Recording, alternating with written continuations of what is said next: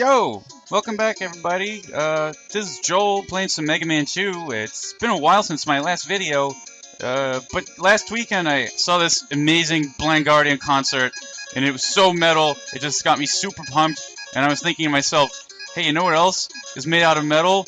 Is robots! So I figured it'd be time to shoot some robots in the face. Well, I mean, except for Woodman.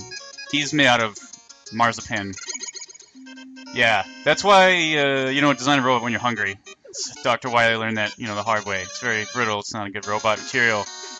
But it doesn't matter because, he's dead. Last time, I had a little bit of trouble with Woodman, which is unfortunate, but we'll see if we can turn that around this time. See how I'm gonna do. I'm gonna do some Airman here. He's, one of the classic robot masters. He's the first one of the Airman type, because he doesn't really have like a head. He just kind of has a body with a face on it, and that gets repeated a lot. It's sort of a popular design. I guess it's supposed to be intimidating or something, but whatever.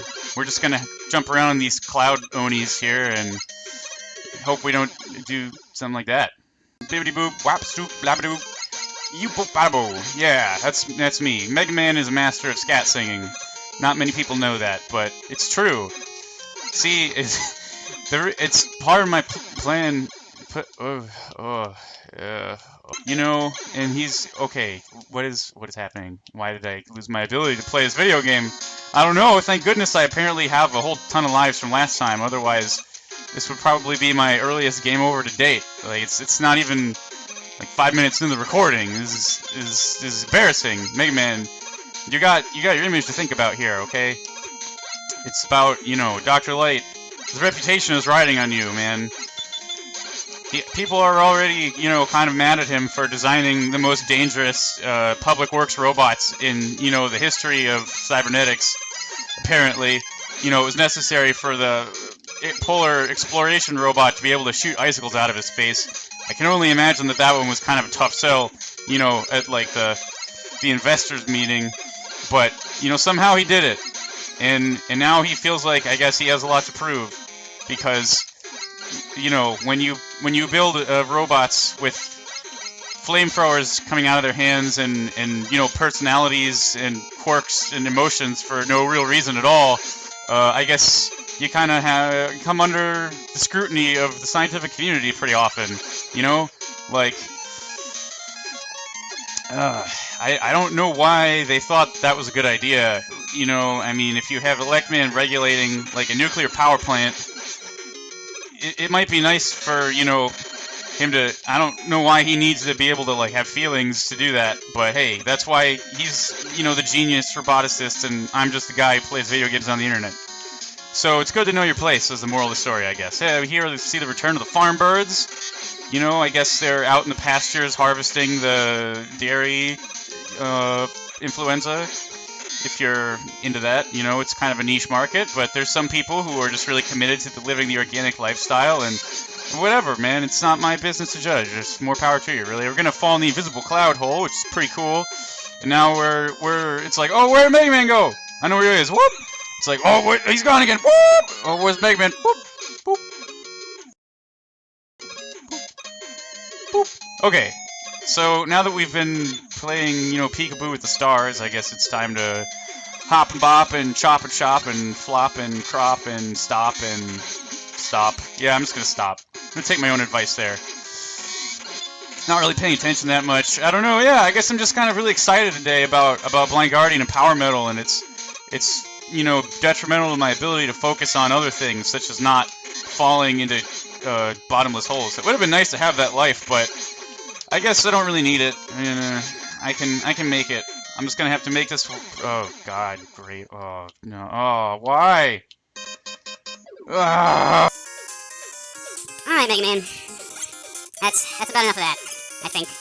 We've all had our fun hanging around and falling in holes. I could have just kept going there. I think sometimes, I don't know, it's a little better to kind of rush these hazards than kind of try to sit around and deal with them one by one. Sometimes just having forward momentum really helps a lot. Like, so, yeah, there we go. Okay, I feel a little better now. I feel like I'm kind of getting back in the groove. I'm feeling a little bit vital and energetic and full, great escapade, blade. Alright, it's impacting the speech center in my brain, but you know, that's okay. Sacrifices have to be made to be able to save the world. And no one knows that better than Mega Man. Almost fell off of the platform there. This thing Mega Man has, you know, super ultra strong toe circles that let it support his entire body weight on his metatarsal joints. So that's something we can all be thankful for at night when we're about to go to bed. I know I am. I mean, I've played Mega Man before, you know, I don't have to record it, but I was like, hey, maybe if I play Mega Man, you know, people will be able to know Mega Man better, and that would be cool. It's something I enjoy. I guess. I don't know. I don't really know why I'm doing this, now that I think about it. I guess it's just something to do on the internet. It seemed like kind of fun at the time. I hit that horn there, but I didn't fall off the platform, which is the main danger, so I think I'll probably be fine. I always have a chance to recoup my losses, you know, via the farm birds in a little bit, so... Honestly, I'm not that worried about it. Oh, here we have the, you know, Pillsbury Airboy.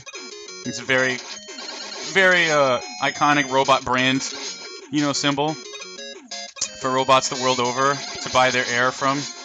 That's, you know, legislation has caused, you know, the sale of air to robots to be regulated, and it's honestly just kind of a huge debacle. It's this huge, you know, robot rights issue that's, you know, blowing up the robot legislature. And I'm just not going to get into the specifics right now because I didn't come here to discuss current events. I came here to shoot tiny birds in the face. Like seconds, milliseconds, you know, after coming to life, they hatch out of this egg, and they're like, wow, look at us, we were just born, look at this great, wonderful new world full of possibilities. And like all of a sudden, you know, a metal blade flies through the sky and wipes out their entire brood. It's pretty tragic, actually, so, you know, let's just take a second and think about all of the tiny bird lives that have been lost in the name of picking up little, you know, power-ups and items and stuff. It's sobering stuff. You know what, birds? I'm gonna give it my all to honor your sacrifice for the glory of, me. So Airman is here. He's kind of difficult, honestly, because these patterns are, you know, semi-randomized, and they can be pretty hard to dodge depending on which ones you get. So, yeah, and the wind blows you back so that you have to jump over, you know, a lot later than you normally would in order to avoid the tornadoes. His weakness is actually, you know, the leaf shield, which we just picked up last episode. So actually, you know, I should probably show that off here a little bit. It can be a defensive weapon because it blocks projectiles and stuff. But also, you know, if you hit a direction, you can throw it. But the tornadoes block the leaf shield. See, so it's actually quite difficult to hit him with it. And you don't have that many shots. So, really, I find him somewhat easier to beat with the Mega Buster because he takes 2 damage from it, which is, you know, twice as much as usual. But, yeah, that's how it went okay. You know, I almost died, but I managed to get him off my Leaf Shield, you know, just as I was running out of ammo there, as you can see, so... Whatevs! We clogged up his fan with the Leaf Shield, and we prevailed.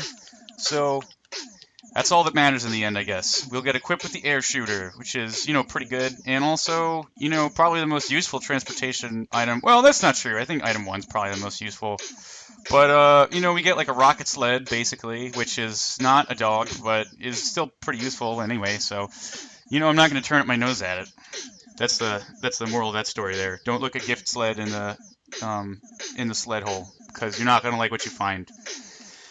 That's something that you can tell to your children, but you probably shouldn't. So, here we go back to the stage select, and check out Airman. There's only 3 left, you know, we're more than halfway done now, and, I think I'm going to go with Crashman next, because he is weak to Airman's weapon. And he's a pretty fun stage. I enjoy it. It has really good music. And also the Leaf Shield is really helpful here for certain parts. So I feel like I kind of have all the tools that I need to make a good showing of it. So let's just kind of get this show on the road and fight a battalion of toads, as the saying goes. Yeah. And we're going to climb up some ladders. It's pretty good. This is a mostly vertical level, so I guess it kind of reminds me of Electman in that way. Which is maybe why I like it so much, I don't know. And the music is really good. This is another thing that's like Electman, so it's pretty cool. And we're climbing stuff. Oh yeah, shooting a Met right in the face, yeah. I'm gonna make him go snuff snuff. Oh yeah, that is the sound that they make when they get shot in the face by shoots. I wish that I had a tragic story to tell my boots, because they love drama. My boots are addicted to pathos, and it's kind of annoying. Oh yeah, they like to watch shows on the Lifetime channel, and sometimes it can run up my bill for the stuff, the cable, and things, 'cause they're always buying movies on pay-per-view, and it makes me have to spend more money. I don't like it, but secretly I love them, 'cause they're my boots. Boots, and they have a personality and a mind of their own, because Dr. Light is crazy. He thinks that every robot needs a face and feelings to go crazy and kill people. Oh yeah, that is why he makes robots with personalities and self-awareness, even if they're just push buttons and regulating electrical output for a nuclear power plant. That would probably be better done by a supercomputer. He feels like they should have hopes and dreams and thoughts and fears. Dr. Light, he's kind of a sociopath, and I don't think he should be allowed to go free. He should probably be in a robot jail, or at least tried in The Hague. Whoop whoop! I am the Mega-ist man. Mega shoot anything 'cause I can. Mega jumping around in a flan. Mega, it's very sticky, and now I smell. Whew, wow, that was exhausting. Sorry, I guess I just couldn't help myself. This music is so catchy. I mean, honestly, it's probably one of the most, I don't know, melodic and complex, Mega Man songs in the classic series. It's nice, they just really did a bang-up job with this one, and it's always fun to listen to, so it's pretty enjoyable to just play this level.